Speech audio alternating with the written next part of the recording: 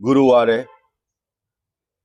હરણી boat દુર્ઘટનામાં મૃત્યુ પામેલા નાના નાના ભૂલકાઓ ની આજે અંતિમ વિદાયનો દિવસ છે. આમ તો ગઈકાલ મોડી રાતથી જ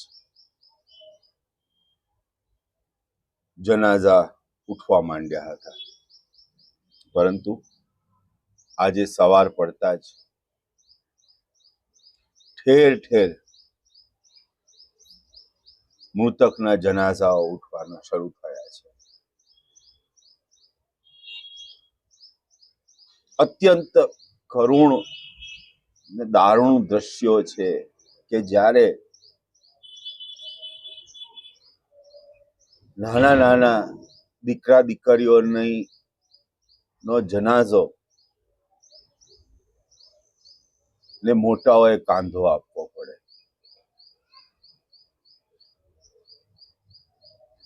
અને આ કોના ભોગે થયું? તો કે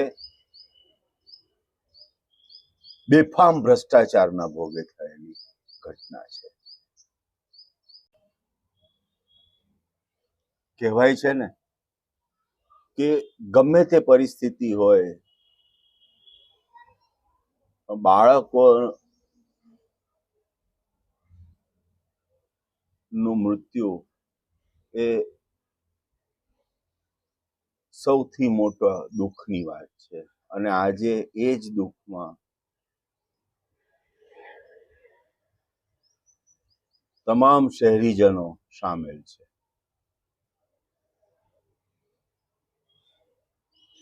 જનાઝો ઉઠાવતા પહેલાની નમાઝ નું પઠન, કુરાન શરીફની આયાતોનું પઠન અને ત્યાર પછી ભારે હૃદયે જનાઝાને કાંધ આપવાની પ્રક્રિયા ખૂબ જ હૃદયદ્રાવક છે.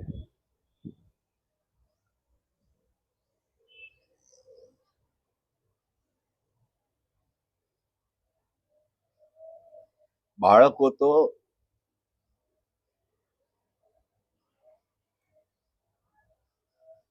અલ્લાહનું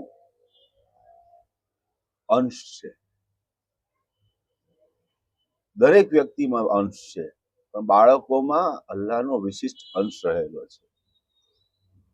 અને જ્યારે આ અલ્લાહના અંશનું આવું દારૂણ મૃત્યુ નીપજે, ત્યારે ધર્મ જાતિ ના ભેદ સીમાડાને બાજુ મૂકીને માત્ર માનવતાના આધારે આજે આખા વડોદરામાં માતમ છવાયું છે.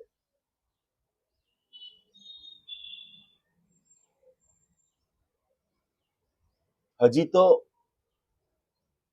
જીવન શરૂ કર્યું હતું, કેટલા સપના સેવ્યા હતા મા બાપે, કેટલા સેવ્યા હતા સપનાઓ આ બચ્ચાઓએ, અને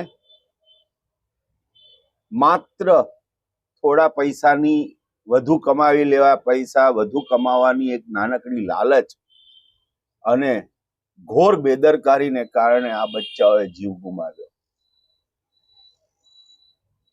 ખરેખર અર્થમાં કહીએ તો આ વાત હજી પણ માનવામાં આવે એવી નથી લાગતી. એક દુઃસ્વપ્ન સમાન હજી પણ અનુભવ થાય છે. ગઈકાલે જે મા બાપનું આક્રંદ રુદન, આખી રાત પોસ્ટમોર્ટમ રૂમની બહાર લાગેલી ભીડ, સૌ કોઈ માત્ર ને માત્ર દુઃખમાં ગરકાવ કરી ગયા હતા. અને આજે આ શાંતિપૂર્ણ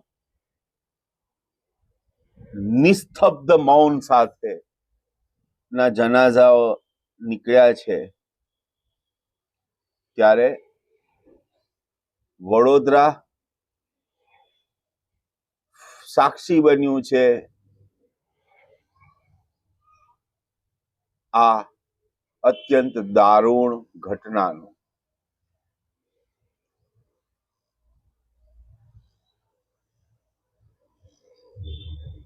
માતાઓના રુદનનો કોઈ અંત નથી ને પિતા પોતાના આંસુ પી ગયા છે. વડીલો મનમાં ને મનમાં રડીને શાંત થવાનો પ્રયત્ન કરી રહ્યા છે. ધ બરોડિયન અને સમગ્ર વડોદરા વતી અલ્લાહ આ આત્માઓને શાંત